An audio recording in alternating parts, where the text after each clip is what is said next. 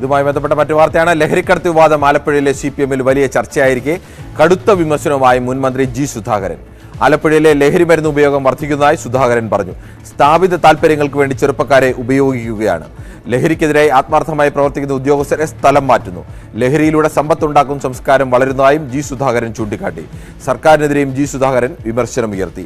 ഓണത്തിനും വിഷുവിനും സാധനം വില കുറച്ച് നൽകുന്നതല്ല ആസൂത്രണം.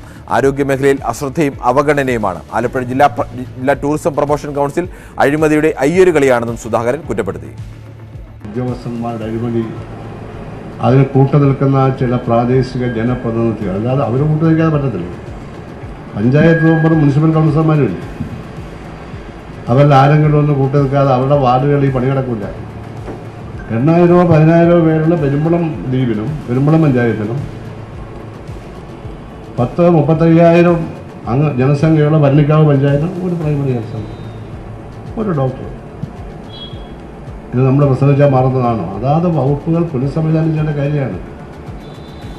ഒരിക്കൽ തുടങ്ങിയ ഭരണ സംവിധാനം അതുപോലെയല്ല. അതിന് പരിഷ്കാരങ്ങൾ വേണം, കാലോചിതമായ മാറ്റങ്ങൾ വേണം.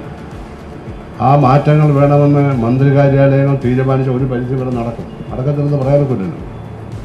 മൊത്തത്തിലും തീരുമാനിക്കണം, വകുപ്പും തീരുമാനിക്കണം, ഉദ്യോഗസ്ഥന്മാരും തീരുമാനിക്കണം.